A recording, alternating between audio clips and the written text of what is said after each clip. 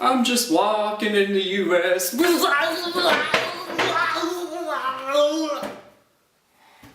I guess the only time I've ever been electrocuted is when I was younger and like an idiot I put my finger into the electrical outlet. In Germany, there are electrical outlets. However, today I'm going to focus on cables. You can see a lot of electrical cables in the US. Practically every building is supplied with electricity from the outside. The cables are all above the ground and they all go into apartments, houses, businesses. When there's a storm, like a hurricane, a tornado, an earthquake, or just windy conditions, those poles and wires can fall down and still be live.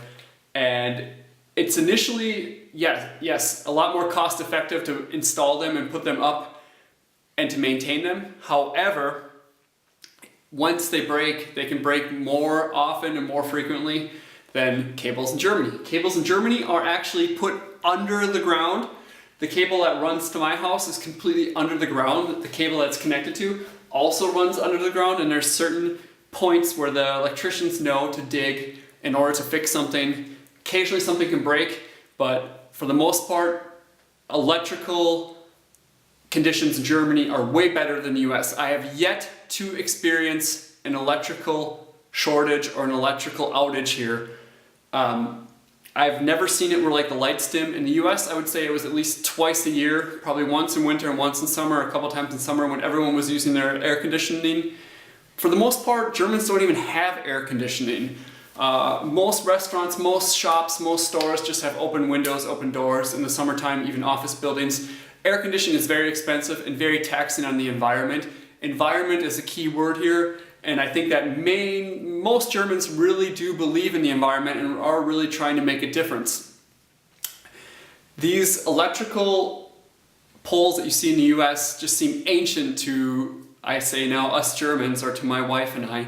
When we see them, it looks like the Old West, the frontier days, and I can say that having lines underneath the ground where they can't hurt anyone, where they can't start any fires, where they can't be knocked down, where they can't be destroyed, where they can't be blown over, it makes me feel more secure. Like I still look above me occasionally when it's windy here, because there are a couple streets where there are the old style wires on top of poles system. However, in the US, I have to be honest, I was a lot more always paranoid that I was going to accidentally, after a storm, walk onto or into a cable and get electrocuted.